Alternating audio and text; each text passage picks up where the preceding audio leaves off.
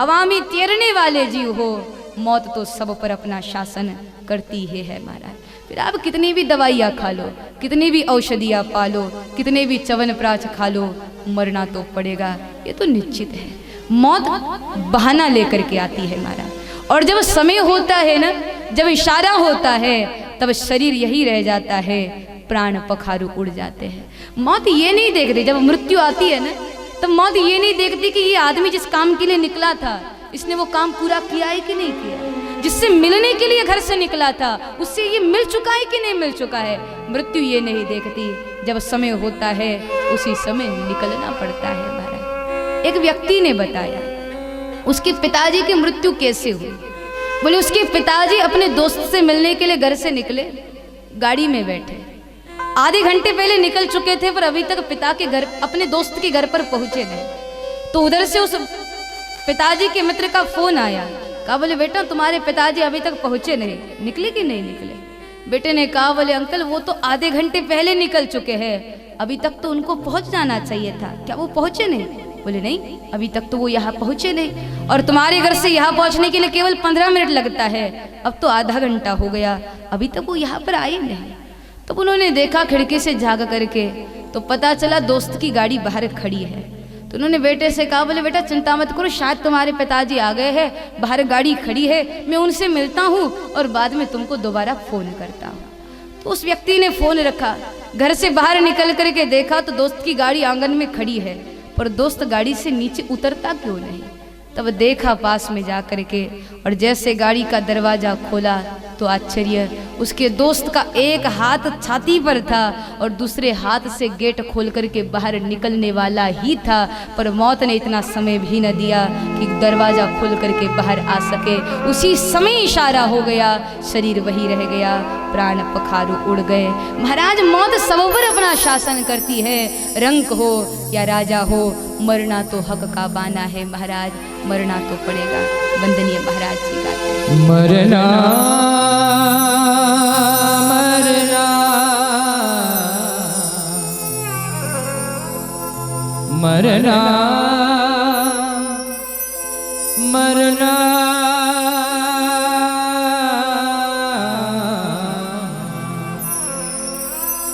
मरना हक का बाना है, जीना उधार आना है, जीना उधार आना है। मरना हक का बाना है, मरना हक का बाना है, जीना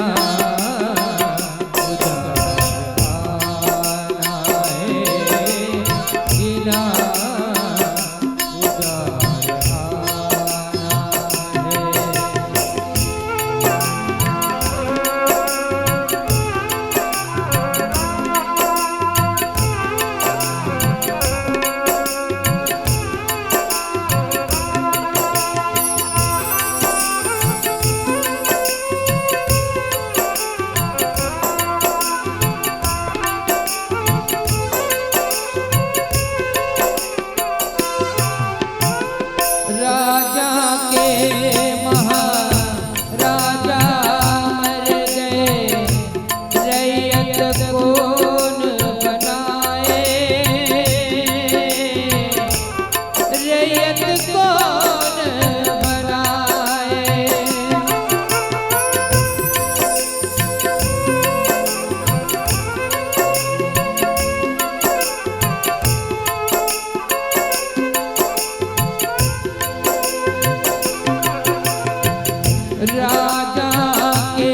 महाराजा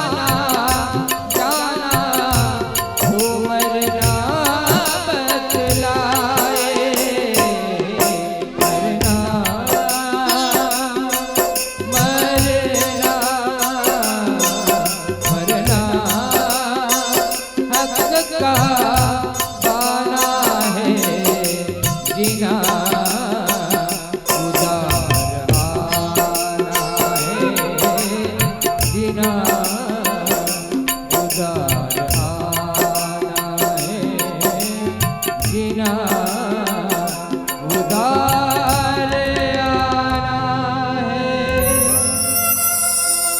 हम भी जिंदगी में गुस्ताखी करेंगे एक बार, हम भी जिंदगी में गुस्ताखी करेंगे एक बार।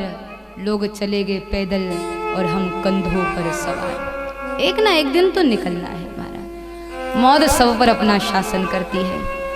मौत केवल बहाना लेकर के आती है। गरीब आदमी कहता है मेरे पास पैसा होता, इलाज करता तो शायद मेरा बच्चा बच जाता।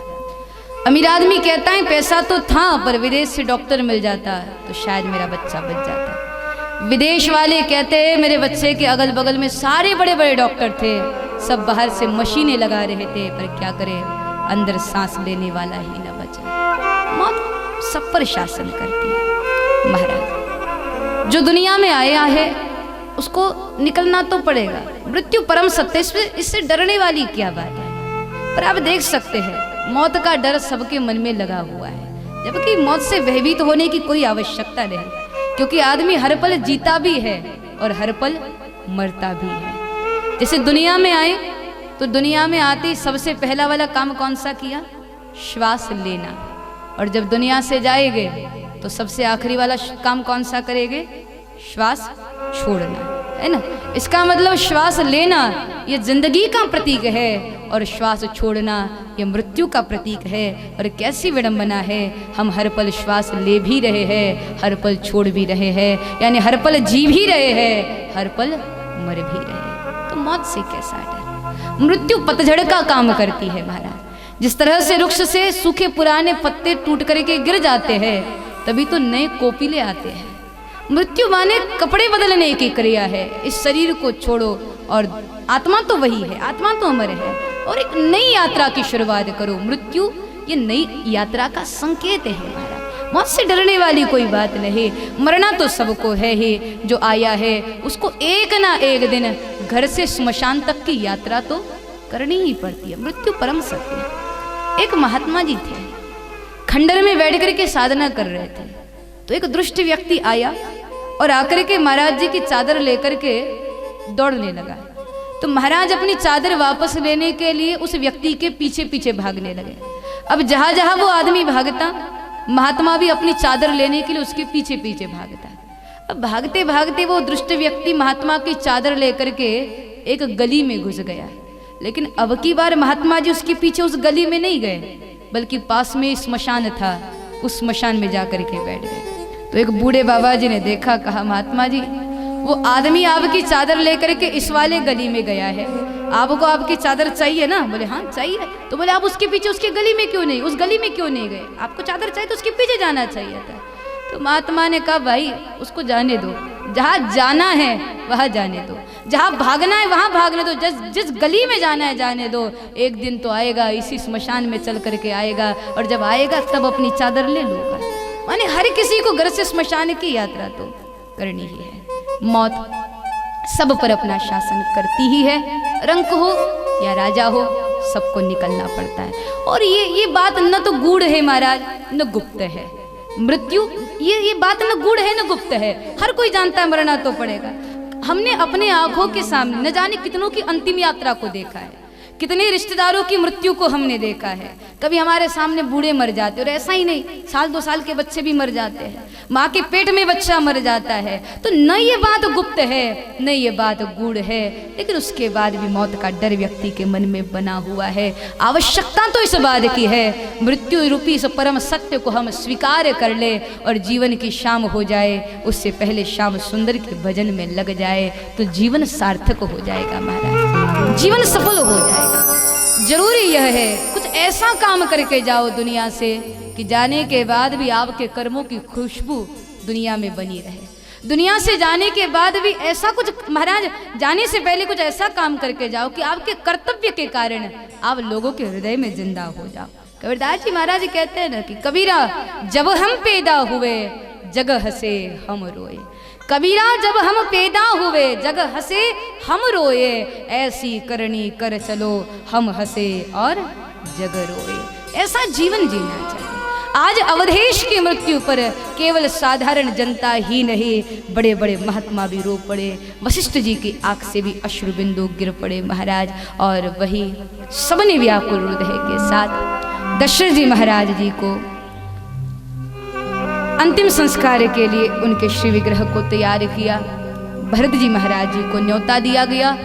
भरत जी महाराज ने आकर के अपने हाथों से पिताजी की अंत्येष्टि की और अवधेश को अग्नि संस्कार कराने के बाद आज पहली बार अयोध्या में सभा एकत्रित हुई। उस सभा में सभी ने ऐलान किया भरत को राजा बनाया जाए, पर भरत जी ने अपना विचार रखा, मैं राम जी के पास चित्रकूट जाना चाहता हूँ, सरकार को वापस लेकर के आना चाहता हूँ और उनको राजगद्दी पर विराजमान कराना चाहता हूँ। भरत जी महाराज जी की बात सबको अच्छी लगी। भरत जी महाराज सारी अयोध्या वासियों को लेकर के चित्रकूट की भूमि में पहुँचे। चित्रकूट में भगवान राम को समझाने का प्रयास किया, भगवान ने मना कर दिया और आधार के रूप में भगवान राम ने भरत जी महाराज जी को अपनी चरण पादुकाएं दी। एक राम थे तो एक सीता जी थी, जिसके आधार पर भरत जी महाराज 14 साल तक अपने प्राणों को संभाले रख पाए। उन्हीं चरण पादुकाओं को अपने माथे पर विराजमान करा करके श्री भरत महाराज जी चित्रकूट की भूमि से वापस अयोध्या में आए। राजगद्दी पर उन्हीं चरण पादुकाओं को भरत जी महाराज जी ने विराजमान किया और उनके चरणों में बैठ करके अयोध्या की जनता श्री भरत जी महाराज उनकी सेवा भरत जी महाराज करने लग गए।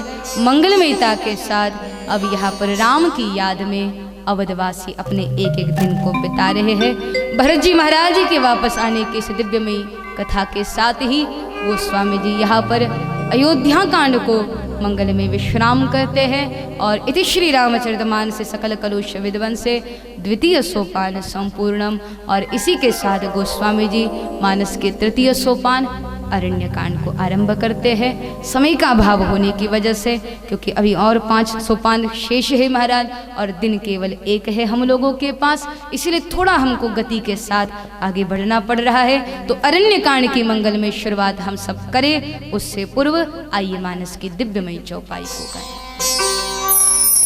मंगल भवन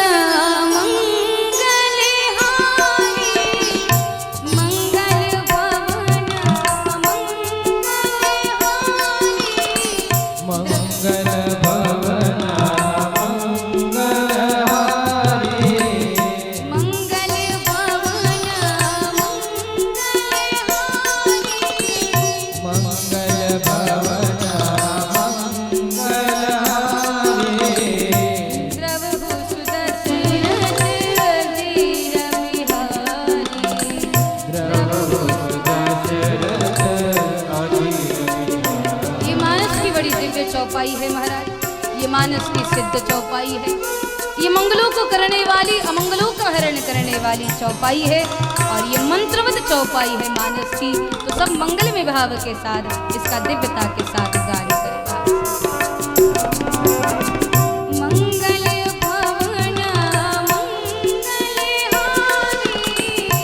मंगल भवन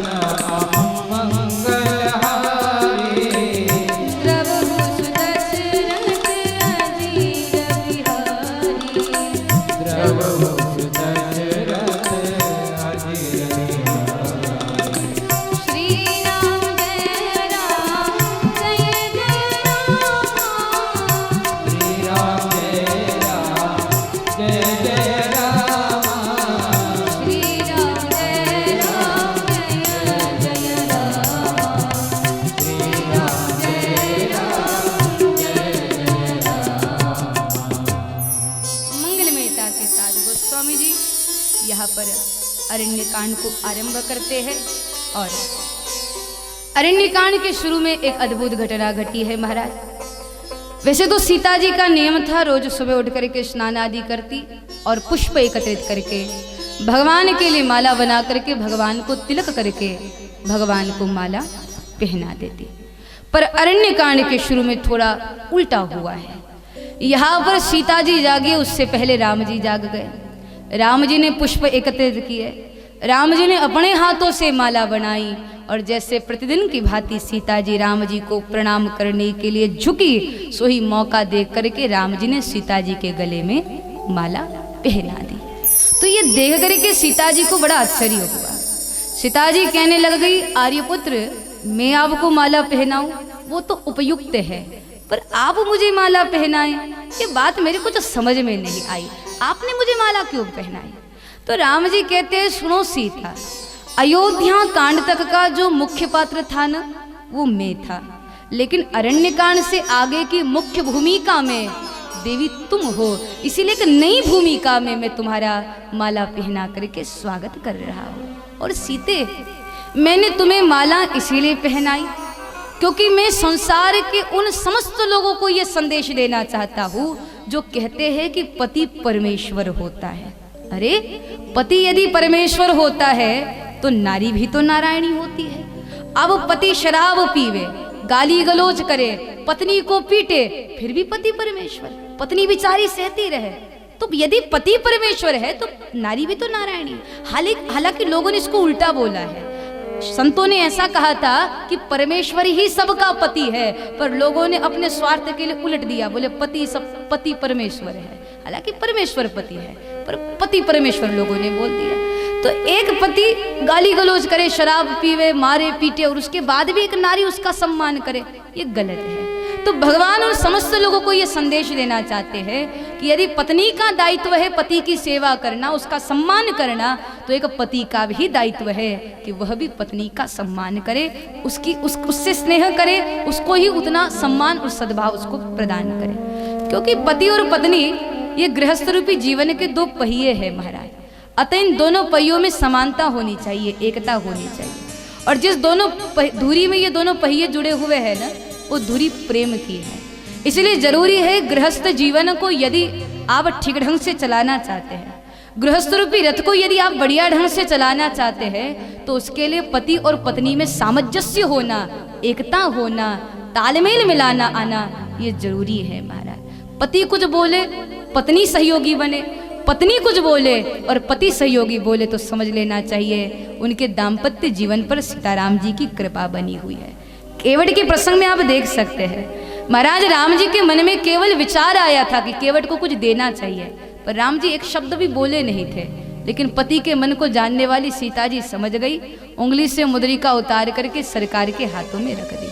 तो पति कुछ बोले और पत्नी सहयोगी बने, तो समझ लेना चाहिए उनके गृहस्थ जीवन पर सरकार की कृपा है महाराज। दोनों में सामंजस्य होना, दोनों में एकता होना बहुत जरूरी है। पर अक्सर ऐसा हो जाता है, पति पत्नी में सामंजस्य तो होता है, एकता तो होती है, पर कब?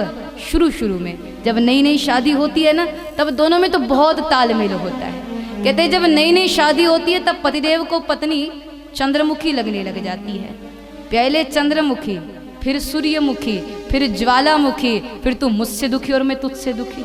हालत बड़ी खराब हो जाती है। शुरू में परस्पर प्रेम बहुत होता है, पर बाद में बहुत खराब स्थिति हो जाती है। एक व्यक्ति था, एक गडरिया वृक्ष पर ऊपर बैठ करके अपनी भेड़ बकरियों को खोज रहा था, और वही कोई दो पति पत्नी चल करके आए और उस वृक्ष के छाव में बैठ गए। अब गडरिया ऊपर खड़ा होकर के अपनी भेड़ बकरियों को खोज रहा था, और ये दोनों पति पत्नी आकर के नीचे बैठे।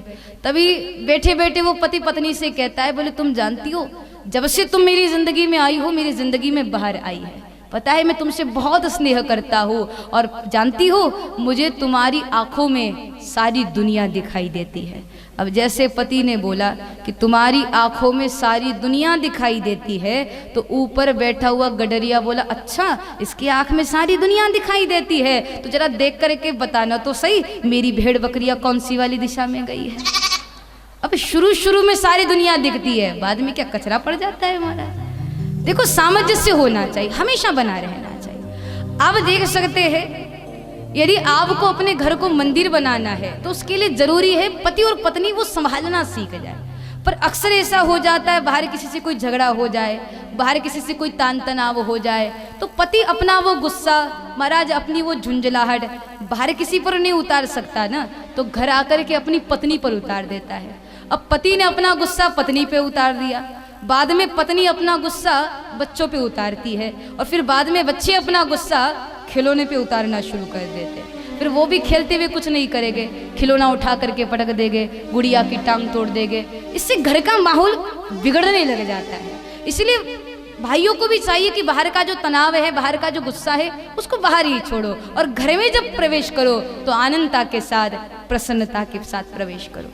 गुरुदेव हमेशा कहते हैं यदि आप चाहते हैं कि बाहर की झुंझलाहट आपके घर में प्रवेश ना करे तो इसके लिए एक उपाय है कि आप अपने घर के पास दरवाजे के एक बड़ी वाली कचरा पेटी रख दीजिए और दरवाजे के ऊपर जो है एक बड़ा वाला खूंटा टांग दीजिए। वो किस लिए कि जब भी आप बाहर से आओ तो बाहर की जितनी भी किचकिच है, बाहर की जितनी भी किटकिट है, उसको कचरे के डिब्बे में डाल दो और जितना भी तनाव है, गुस्सा है, उसको खूंटे से टांग दो और मुस्कुराते हुए घर में प्रवेश करो तो आपका घर मंदिर जरूर बनेगा। महाराज देखो, स्वर्ग न आसमान के ऊपर है न धरती के नीचे है। यदि व्यक्ति चाहे तो अपने घर को स्वर्ग बना सकता है और यदि व्यक्ति चाहे तो अपने घर को नरक भी बना सकता है। स्वर्ग किसे कहेंगे आप? कहते जिस घर के लोगों को तालमेल मिलाना आ गया, जिन घरों में मनाया जाता है, जिन घरों में रूठना मनाना चलता है, जिन घरों में परिवार के सारे लोग भजन भोजन एक साथ बैठ करके करते हैं, जिन घरों में कोई भी निर्णय लेते समय पारिवारिक विचारों को ध्यान में रख करके निर्णय लिया जाता है, जिन घर के बच्चे आज्ञाकारी है, जिन घरों में वृद्धों का सम्मान होता है, अच्छे स्थान पर जिनका बढ़िया मकान है, समाज में जिनकी अच्छी प्रतिष्ठा है, पैसा कमाने का कोई आर्ट कोई गुण उनके पास है, तो समझ लेना चाहिए जिन घर में हमेशा भजन कीर्तन चलता रहता है, संस्कारों की लहर जिन घर में उठती रहती है, वही घर स्वर्ग है महाराज, वही घर स्वर्ग है। और नरक किसे कहोगे आप? जिन घरों में न कोई मानने को तैयार है न कोई मनाने को तैयार है, सब अपनी अपनी मर्जी को लेकर के बैठे हैं, जहाँ न दूसरों के मान सम्मान की कोई ख्याल किया जाता है, न दूसरों के स्वाभिमान का कोई ध्यान रखा जाता है, न बच्चे बड़ों की सुनते हैं, न बड़े बच्चों का ध्यान रखते हैं, तो वही घर नरक के समान है। तो देखना हमको यह है कि हमारा घर स्वर्ग है कि नरक है। तो जरूरी यह है बाहर की जितनी भी किचकिच है, बाहर की जितनी भी किटकिट है, उसको बाहर ही रखो, क्योंकि घर में जाते ही आप बच्चों के सामने जैसा माहौल प्रकट करोगे ना, उसी के अनुरूप आपके बच्चे का जीवन बनने लगेगा। देखो, जिस घर में अभिभावक माता पिता एक दूसरे के गलतियों को उछालते हैं, अपने बच्चों के सामने गाली गलौज करते हैं, अब देखना उस घर के बच्चे माँ बाप से भी ज्यादा भयानक बोलने लग जाते हैं, क्योंकि बच्चे देख करके सीखते हैं। आप बच्चों को कितना भी भाषण दो, उनके सामने आप कितना भी बड़ा लेक्चर दो, बच्चे नहीं समझेंगे, वो सीखेंगे तो आपके आचरण से, आपके व्यवहार से। इसीलिए माता पिता को इस बात का बहुत ध्यान रखना चाहिए कि अपने बच्चों के सामने आप अपशब्दों का प्रयोग न करो, क्योंकि जैसा आपका आचरण होगा उसी के अनुरूप आपके बच्चे का जीवन बनेगा। बच्चे देख करके सीखते हैं। एक बच्चा था किसी वृक्ष पे बैठ करके महाराज फल तोड़ रहा था, तो माली ने जब देखा तो देख करके बच्चे को पकड़ा और डांट लगाने लगे। बोले, अच्छा ऐसी शरारत करते हो, दूसरों के वृक्ष पे चढ़ करके उनके फल तोड़ते हो, रुको अभी तुम्हारे पिताजी के पास ले चलता हूँ और तुम्हारे पिताजी से तुम्हारी शिकायत करता हूँ, चलो घर तुम्हारे पिताजी के पास, तुम्हारे पिताजी से शिकायत करता हूँ। तो बच्चा कहने लगा, बोले आपको पिताजी से शिकायत करनी है? माली कहने लगा, हाँ पिताजी से शिकायत करनी है। तो बच्चा कहने लगा, बोले फिर पिताजी आपको घर पे नहीं मिलेंगे। बोले कहाँ मिलेंगे? बोले दूसरे वाले पेड़ पे मिलेंगे। क्योंकि वो ही है, अब जैसा आचरण होगा उसी के अनुरूप व्यवहार होगा महाराज। तो बच्चों के सामने इस बात का ध्यान आपको रखना है, हमेशा आनंदता के साथ आपको जीवन यापन करना है और पति पत्नी को सामंजस्य से मिलाना आना चाहिए। जिन घरों में पति पत्नी के लिए त्याग करता है, पत्नी पति के लिए त्याग करती है, उन परिवार वालों में परस्पर प्रेम बढ़ जाता है। भगवान ने यह भगवती को माला पहना करके यही संकेत दिया, पति यदि परमेश्वर है तो नारी भी नारायणी है।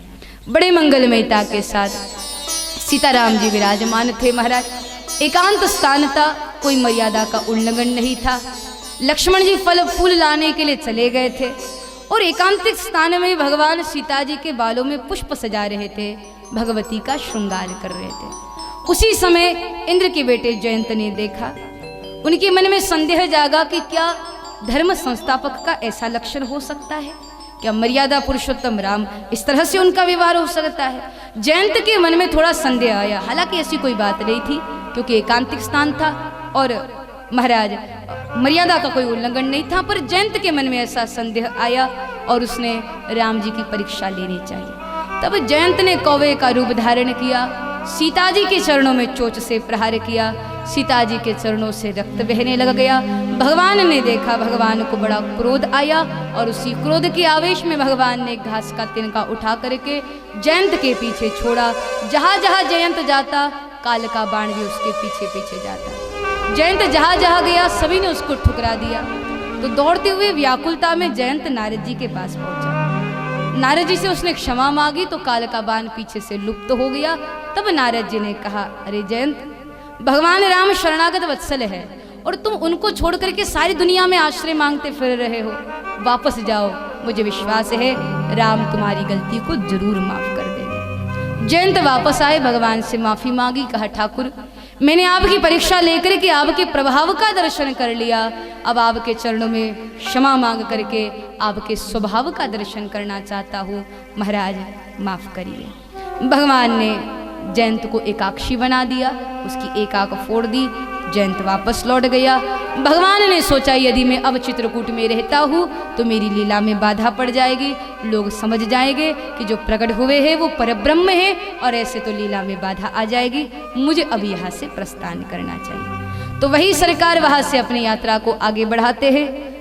13 साल तक भगवान चित्रकूट की भूमि में रहे। महाराज सर्वमति तो नहीं है पर बहुमति यही है कि 13 साल तक भगवान चित्रकूट की भूमि में उपस्थित थे और वहां से भगवान फिर अपनी यात्रा को आगे बढ़ा करके आप पहुंचे पंचवटी में। पंचवटी में ठाकुर जी का निवास आरंभ हो गया। 2 कुटिया बना करके सरकार बड़े मंगलमयता के साथ वहां पर निवास कर रहे थे कि एक समय घटना घटी। उसी पंचवटी की भूमि में रावण की बहन शूर्पणखा आई। शूर्पणखा ने राम जी के स्वरूप को जब देखा तो इसके मन में विचार आया, इतना सुंदर पुरुष है, मैं दुनिया की सबसे सुंदर नारी हूँ, इनका विवाह मेरे साथ हो जाना चाहिए। और इसी के चलते शूर्पणखा ने राम जी को आकर्षित करने के हेतु से अपने राक्षसी स्वरूप को छिपाया और शूर्पणखा ने एक सुंदर नारी का वेश बनाया। अपना बहुत प्यारा श्रृंगार शूर्पणखा ने किया सरकार को आकर्षित करने के हेतु से। देखो, श्रृंगार करना कोई गलत बात नहीं है। महिलाएं अपने आप को अंग प्रत्यंगों को आभूषणों से सजाए, इसमें कोई दोष नहीं है। लेकिन जब श्रृंगार किसी के मन को कलुषित करने की दृष्टि से किया जाता है, जब श्रृंगार किसी की भावनाओं को मलिन करने की दृष्टि से किया जाता है, जब श्रृंगार किसी को अपनी ओर आकर्षित करने की दृष्टि से किया जाता है, तब वो श्रृंगार शूर्पणखा का श्रृंगार कहलाता है। श्रृंगार करना इसमें कोई दोष नहीं है। और वैसे भी माताएं जितने भी आभूषण धारण करती है ना, आपका प्रत्येक आभूषण आपको कोई ना कोई सीख देता है, कोई ना कोई संदेश देता है। जैसे कान में जो आप कुंडल पहनती हो, कान के पहने हुए कुंडल आपसे कहते कि बहन इन कानों से जब भी सुनना तो अच्छी बातों को सुनना, अच्छे वचनों को सुनना, हरी कथा को सुनना, ना कि किसी की निंदा चुगली को। ये कान के कुंडल आपसे कहते हैं। उसके बाद पाँव में पहने हुए पायल आपसे कहते कि बहन तुम्हारे पाँव जब भी बढ़े, या तो किसी मंदिर की ओर बढ़े या तो किसी तीर्थस्थल की ओर बढ़े, अपने पाँवों से कभी भी किसी भी गलत दिशा का अनुकरण मत करना। ये पाँव के पहने हुए पायल आपसे कहते हैं। उसके बाद आप जो हाथ में चूड़ियाँ पहनती हो ना, अब देखो वो जब आप बहुत सारी चूड़ियाँ अपने हाथों में पहनती हो और काम करते समय जब वो चूड़ियाँ एक दूसरे से टकराती है तो टकराने के बाद एक झनकार पैदा होती है। तो वो चूड़ियाँ भी झनकार के साथ आपको ये संदेश देती है कि बहन हम तो गा ही रही है, पर इन झनकार के साथ तुम भी अपना स्वर मिला लो और काम करते समय तुम भी थोड़ा भगवान का नाम गा लो। ये हाथ की पहनी हुई चूड़ियाँ आपसे कहती है। पर अक्सर आज बड़ा घोर कलयुग आ गया। आजकल माताएं ज़्यादा चूड़ियाँ पहनना पसंद नहीं करती। 1-2 कड़े पहन लिए कि काम हो गया। अब तो चूड़ियों को भी बोलने का टाइम नहीं है हमारा, वो भी 1-2 कड़े पहन करके बात हो गई। पर ये जो प्रत्येक आभूषण है आपके, आज प्रत्येक आभूषण आपको कुछ ना कुछ सीख देता है, संदेश देता है। तो श्रृंगार करो, उसमें दोष नहीं है, पर किसी की भावना को कलुषित करने की दृष्टि से श्रृंगार नहीं होना चाहिए। वैसे तो भारत की हर नारी अपने आप में सहज सुंदर है महाराज, वो हर रूप में पूजनीय है। वो जब छोटी होती है तब दुर्गा के रूप में पूजी जाती है, जब किशोर अवस्था में पहुंचती है तब गौरी के रूप में पूजी जाती है, जब विवाहित होती है तो लक्ष्मी के रूप में पूजी जाती है, और जब विधवा होती है तब गंगा के रूप में पूजी जाती है। भारत की हर नारी अपने आप में सहज सुंदर है, वो श्रृंगार करे या न करे वो सहज सुंदर है। पर आज यदि श्रृंगार पर बात हम करें तो देख सकते हैं कि आज हमारी युवा बहनों का श्रृंगार भी इतना विचित्र है कि जिसको हमारी बहनों ने बढ़ाना चाहिए उसको हमारी बहनें काटती रहती है, और जिसको काटना चाहिए उसको बढ़ाती रहती है। बालों को बढ़ाना चाहिए तो उसको काटती रहती है, और नाखूनों को काटना चाहिए तो उसको बढ़ाती रहती है। पर ध्यान रखना, जिनके नाखून बड़े हुए हैं ना, समझ लेना वो कलयुग की शूर्पणखा है महाराज। श्रृंगार करो, उसमें दोष नहीं है, पर किसी की भावना को कलुषित करने की दृष्टि से श्रृंगार नहीं होना चाहिए। कुछ कुछ माताओं का श्रृंगार तो बहुत अटपटा होता है। एक माता जी थी, बहुत अपने अंग प्रत्यंगों को आभूषणों से सजाती थी, और हर एक आभूषण पहनने के बाद उन माता के श्रृंगार की एक विचित्रता थी कि वो अपने माथे पे जो बिंदी लगाती थी ना, वो बहुत मोटी वाली बिंदी लगाती थी। तो किसी ने पूछा, माता जी आप श्रृंगार तो बहुत बढ़िया करती हो, पर इतनी मोटी वाली बिंदी अपने माथे पे क्यों लगाती हो? तो उसने बड़ा प्यारा जवाब दिया, बोले देखो, सौभाग्यवती नारियां, विवाहित नारियां अपने माथे पे जो बिंदी लगाती है ना, वो पति के नाम से लगाती है। अब पति के नाम से लगाती है तो कम से कम पतिदेव के साइज की तो होनी चाहिए। तो हमारे ये जो घर के हैं वो बड़े हट्टे कट्टे हैं, तो उनकी साइज के लगाते हैं। अब दुर्भाग्यवश कुछ दिनों के बाद वही माता जी वापस मिली, और अब की बार उन्होंने छोटी वाली बिंदी लगाई थी। तो किसी ने पूछा, माता जी आप पहले तो बड़ी वाली बिंदी लगाती थी, आजकल छोटी वाली क्यों लगाती हो? तो बड़ी निराशा वाले स्वर में कहने लगी, बोले क्या करे, आजकल इनको शुगर हो गई है, बड़े दुबले पतले हो गए, तो इनकी साइज की लगानी पड़ेगी। अभी मजाक के लिए तो ठीक है महाराज, पर श्रृंगार करो उसमें दोष नहीं है, पर किसी की भावना को कलुषित करने की दृष्टि से श्रृंगार नहीं होना चाहिए। शूर्पणखा बाहरी शरीर को सजा करके आई थी तो भगवान ने उसकी तरफ देखा नहीं, क्योंकि ठाकुर आभूषणों से सजे हुए शरीर को नहीं, बल्कि भगवान तो महाराज भक्ति के आभूषणों से सजे हुए आत्मा को देखना परमात्मा पसंद करते हैं। कथा अब जानते हैं, समय का अभाव है। यह शूर्पणखा ने सरकार के सम्मुख जाकर के विवाह का प्रस्ताव रखा। भगवान ने कहा, मैं विवाह नहीं कर सकता, मेरी अर्धांगिनी मेरे साथ है, आप उनके पास जाओ। लक्ष्मण जी की ओर इशारा किया। लक्ष्मण जी के पास शूर्पणखा गई। लक्ष्मण जी ने इशारा किया राम जी की ओर, बोले वो स्वामी है, मैं उनका सेवक हूँ, अब उनसे जाकर के विवाह करो। सेवक के साथ विवाह करोगे तो आप सेविका बन जाओगी। तो फिर शूर्पणखा राम जी के पास गई, तो राम जी ने बहाना बना दिया, बोले आप उनसे शादी कर लो, मैं अपना आधा राज्य उनको दे दूंगा, फिर तो वो राजा बन जाएगी। फिर शूर्पणखा लक्ष्मण जी के पास आई, फिर लक्ष्मण जी ने बहाना बना करके राम जी के पास भेजा। आधा पौन घंटा यही कार्यक्रम चलता रहा। फिर शूर्पणखा को बड़ा गुस्सा आया। शूर्पणखा ने सोचा, बोले सारी मुसीबत की जड़ ये महिला है, यदि यही ना रहे तो दोनों मुझसे विवाह करने के लिए तैयार हो जाएंगे। यही सोच करके शूर्पणखा सीता जी को मारने के लिए दौड़ी। उसी समय राम जी ने देखा कि ये शूर्पणखा अब आततायिनी हो चुकी है, पापिनी हो चुकी है, अब मुझे विलंब नहीं करना चाहिए। उसी समय भगवान ने लक्ष्मण जी को इशारा किया। लक्ष्मण जी दौड़ पड़े और दौड़ करके उन्होंने शूर्पणखा के नाक और कान को काट दिया। तो यही नटकटी शूर्पणखा दौड़ते दौड़ते जा पहुंची अपने भाई खरदूषण के पास। खरदूषण को सारी सूचना शूर्पणखा ने दी। महाराज शूर्पणखा से संदेश सुनने के बाद खरदूषण पूरी सेना लेकर के आई भगवान राम से युद्ध करने के लिए। तो ऐसी कथा मानस में तो नहीं है, पर अन्य संतों का भाव है कि जब खरदूषण युद्ध करने के लिए राम जी की ओर आ रहे थे तो उस समय राम जी ने लक्ष्मण जी को ये आदेश दिया कि लक्ष्मण तुम सीता को लेकर के किसी गुफा में चले जाओ, छिप जाओ, खरदूषण को मैं मार गिराऊंगा। तो वही भगवान राम की आज्ञा को मान करके जैसे ही लक्ष्मण जी सीता जी को लेकर के एक गुफा में प्रवेश करने वाले थे तो कहते गुफा में प्रवेश करने से पूर्व पास में ही एक उपस्थित वृक्ष ने लक्ष्मण जी महाराज जी को रोक लिया और कहा, हे युवक तुम कौन हो, और ये जो तुम्हारे साथ महिला है ये तुम्हारी क्या लगती है, इनको लेकर के गुफा में जाने का क्या कारण है, अपना परिचय दो। लक्ष्मण जी ने कहा, हे वृक्षराज मैं लक्ष्मण हूँ, महाराज अवधेश का बेटा हूँ, और यह मेरी पूज्य भाभी माँ है। मैं अपने भैया के आदेश अनुसार भाभी माँ की सुरक्षा के हेतु से उनको इस गुफा में छिपाने के लिए ले जा रहा हूँ। वृक्ष ने कहा, हमें भरोसा नहीं, तुम्हें यदि इस गुफा में प्रवेश करना है युवक, तो पहले मेरे कुछ प्रश्नों का जवाब दो। यदि तुमने उचित जवाब दिया तब मैं निर्णय लूंगा कि तुम गुफा में जाने के योग्य हो भी या नहीं।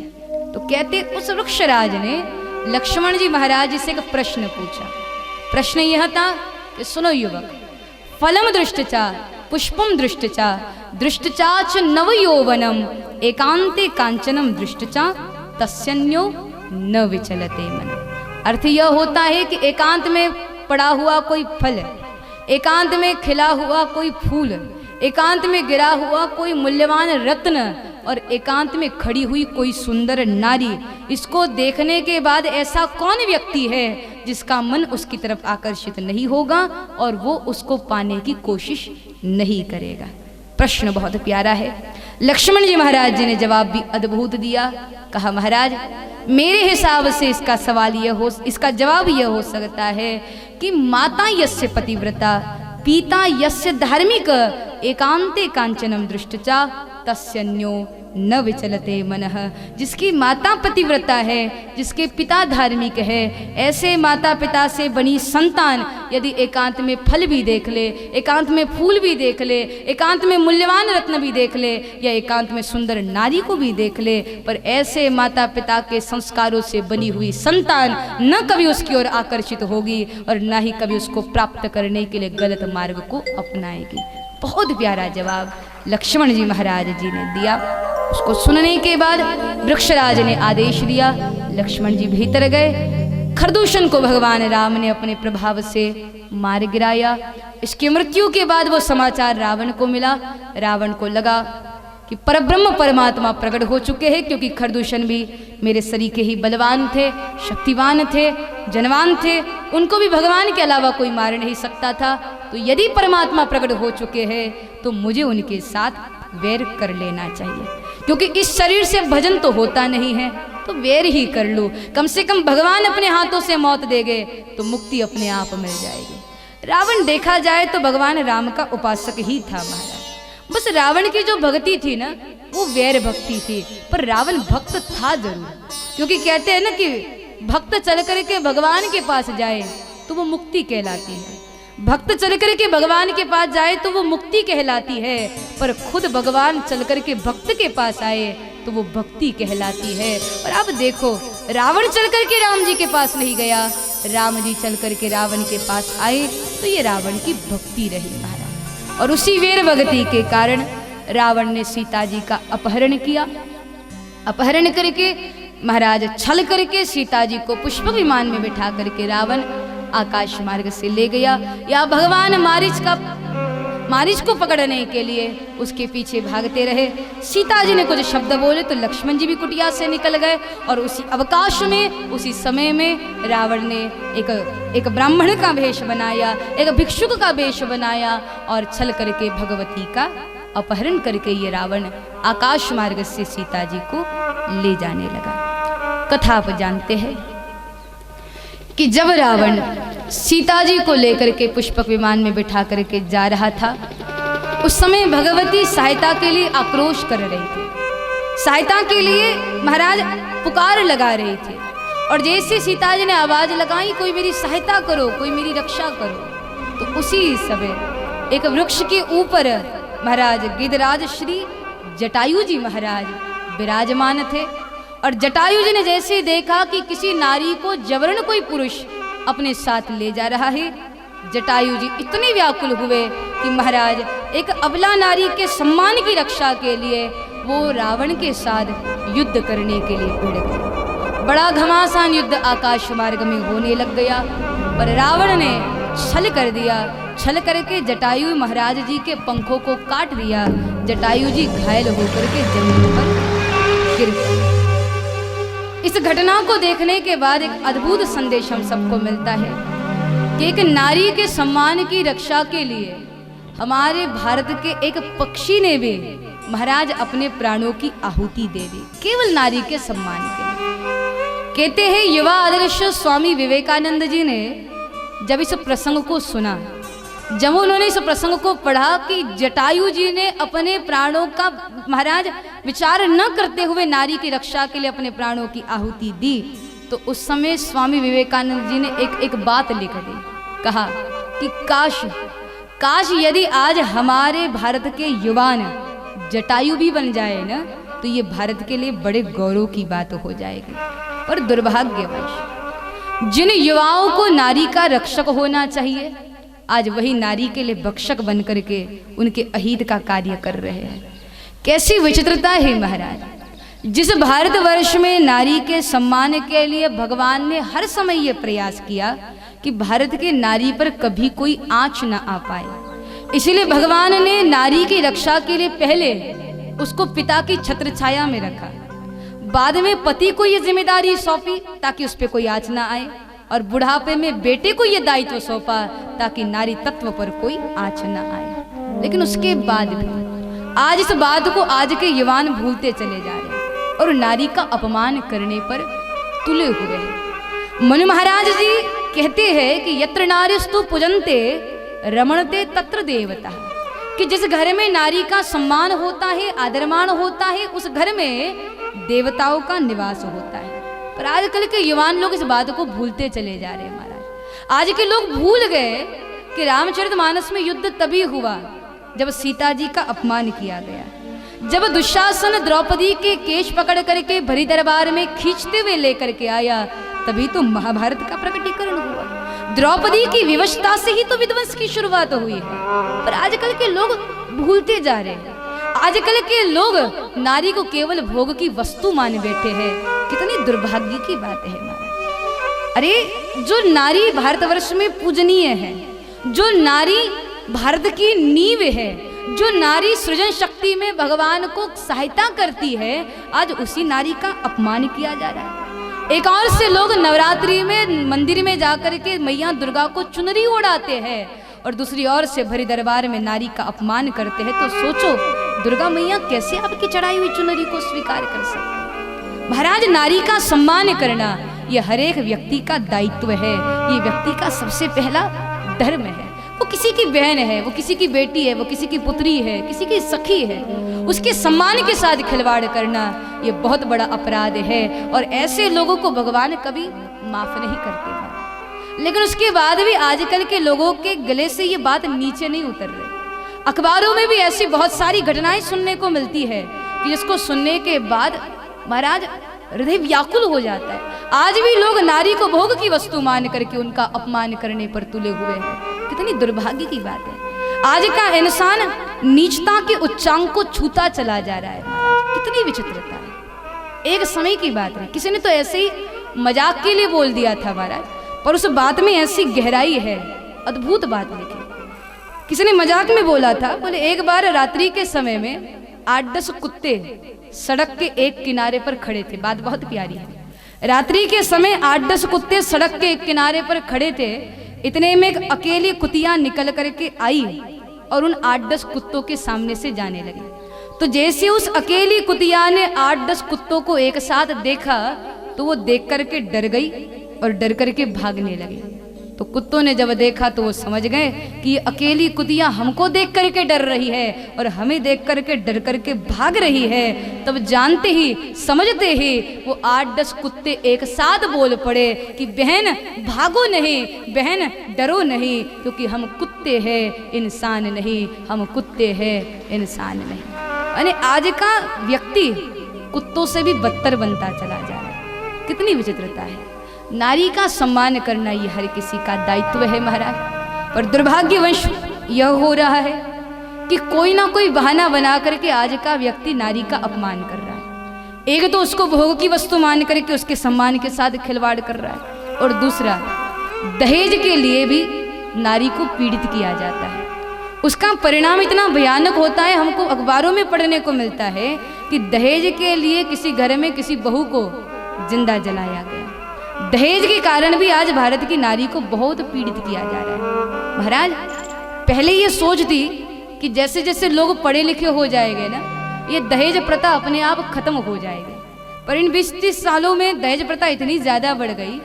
पहले तो ये दहेज लेना देना केवल अमीरों में चलता था, पर अब तो गरीब परिवार को भी इसने अपनी चपेट में लेना शुरू कर दिया और उसके परिणाम में इसी दहेज के कारण कर्जे में तले दबे हुआ एक गरीब पिता बेटी के जन्म को बोझ मानता है महाराज, इसी दहेज के कारण। इसलिए मेरा निवेदन है, ये दहेज ये समाज में कुछ अच्छा परिवर्तन तो नहीं है, केवल जहर फैलाने का काम कर रहा है। इसलिए गृहस्थ रूपी जीवन को यदि ढंग से चलाना चाहते हो तो बेहद जरूरी है दहेज रूपी दानव का दलन करना पड़ेगा महाराज। मेरा निवेदन है उन समस्त बहनों से, यदि आपको लड़के वाले घर में देखने के लिए आ जाए और घर के हॉल में बैठ करके यदि वो दहेज की मांग कर रहे हो तो ऐसे में किचन से चाय का ट्रे नहीं बल्कि डंडे लेकर के बाहर निकलो, क्योंकि ये सूट बूट पहन करके भीख मांगने वाले भिखारी है महाराज। कैसी विचित्रता है कि व्यक्ति सहरा वेरा बांध करके सूट बूट पहन करके घोड़े पे बैठता है तो दूल्हा राजा कहलाता है,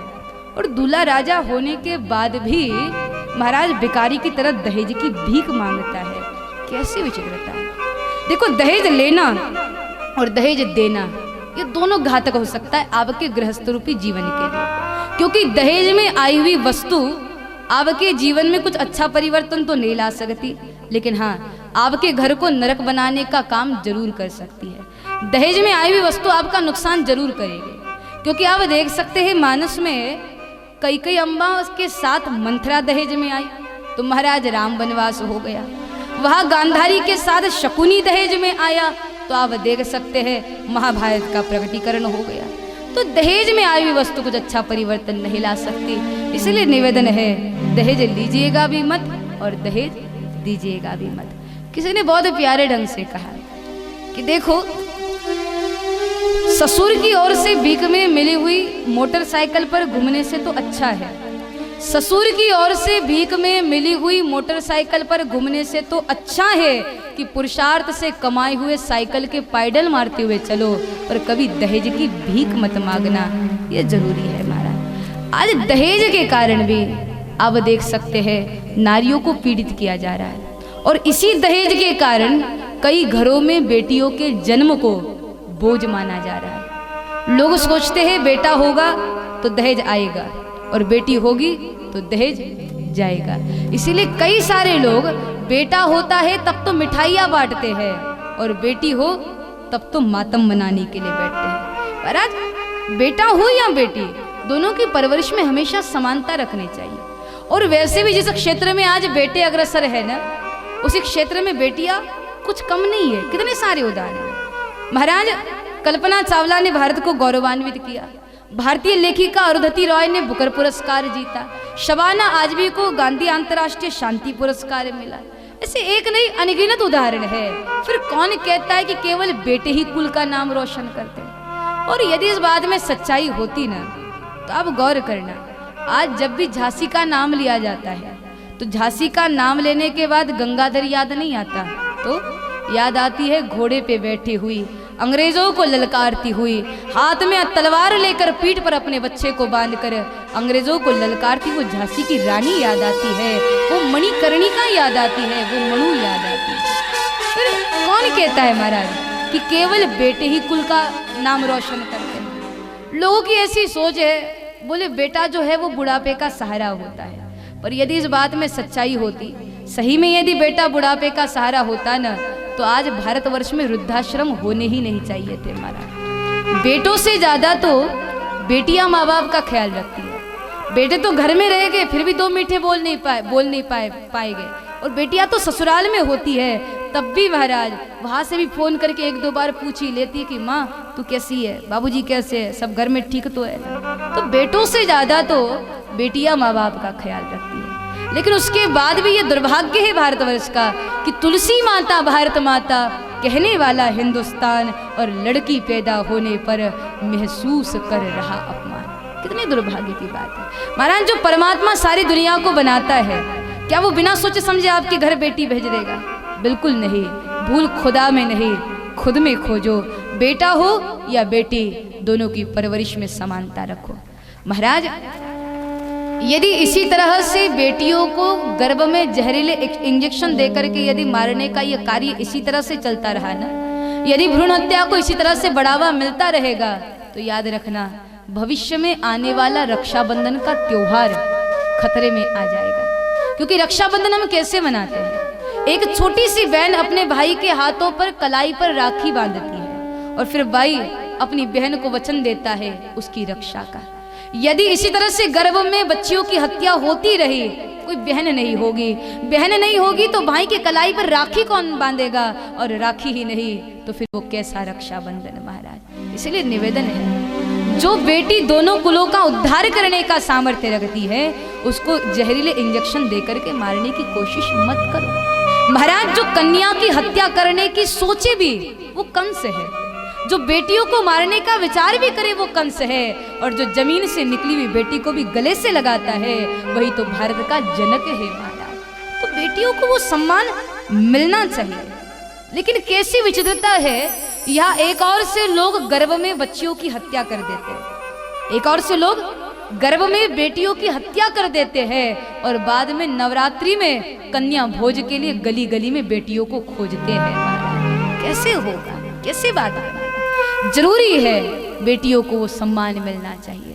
भारतवर्ष की नारी है, भारतवर्ष की धरोहर है, भारत की शोभा है, उसका सम्मान होना चाहिए। लेकिन दुर्भाग्यवश आज भारत की नारी को अनेक रूप से पीड़ित किया जा रहा है। कभी सम्मान के साथ खिलवाड़ किया जा रहा है, कभी दहेज के लिए उसको पीड़ित किया जा रहा है, कभी गर्भ में उसकी हत्या कर दी जा रही है महाराज। आखिर उस नारी का सम्मान करना यही तो भारतवर्ष की सबसे पहली परंपरा है। अरे वो महिलाएं भी कहती है, वो गर्भ में पल रही बच्ची भी दुनिया में आने से डरती है और वो दुनिया में आने से पहले भगवान से प्रार्थना करती है। किसी ने बहुत प्यारे शब्दों में नारी की व्याकुलता को एक कविता में लिखा, कहा एक छोटी सी बच्ची गर्भ से भगवान से प्रार्थना कर रही कि हे प्रभु मेरी माँ को अच्छाई की राह दिखा दे, हे प्रभु मेरी माँ को अच्छाई की राह दिखा दे, मैं उसी की बेटी हूँ, जरा बता दे, उसकी नजरों से यह पर्दा हटा दे, बेटी किसी से कम नहीं यह भी उसको जता दे। मेरी दादी को नींद से जगा दे, पिता के दिमाग से बेटे का भूत भगा दे, मानवता का प्याला इन्हें पिला दे, प्रतिभा ताई से इन्हें एक बार मिला दे। संसार में बेटी का स्थान बना दे, हर कोई उसे दुगुना प्यार दे, बेटी और बेटे का फर्क मिटा दे, उसकी रक्षा करे ऐसा पति और पिता दे। मौत का सर जिंदगी के आगे झुका दे, कत्ल करे मेरा उस दवा का निर्माण रुका दे, रानी लक्ष्मीबाई की कहानी सबको सुना दे, रखना उसका ख्याल जो मुझे दुख ना दे। सब मरीज और डॉक्टरों को लौटा दे, मेरे कत्ल के लिए उन्हें जो नोटा दे, हर पिता को सोचने का एक मौका दे, किसी माँ को अब यहाँ पर कोई और न धोखा दे। विद्या का मुझे ऐसा वरदान दे, मेरे माता पिता को सभी सम्मान दे, गर्व से उनका सीना फुला दे, कचरे में फेंक करके ना मुझे कोई भुला दे। लता किरण सी मुझे कल्पना दे, राह चलते हुए मुझे कोई छेड़ ना दे, मेरी आंखों में एक सुंदर सा सपना दे, दहेज ना मांगे ऐसा मुझे कोई अपना दे।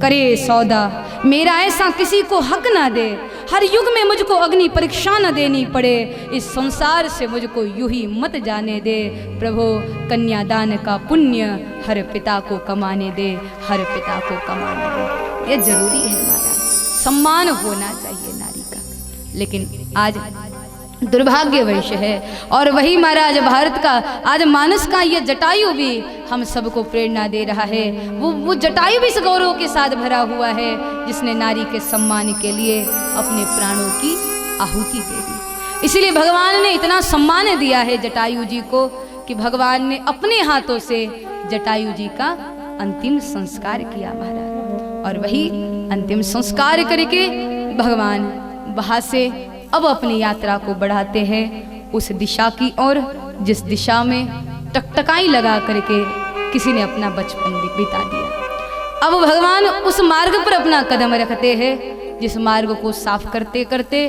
किसी ने अपनी जवानी बिता दी, और वह कोई और नहीं भक्ति की प्रतिमूर्ति माता शबरी जी है। तो शबरी जी के मंगलमयी अद्भुत जीवन की कथा गोस्वामी जी महाराज यहाँ पर सुनाते हैं, हम भी श्रवण करें। उससे पूर्व एक बार प्रेम से दोनों हाथ उठाकर,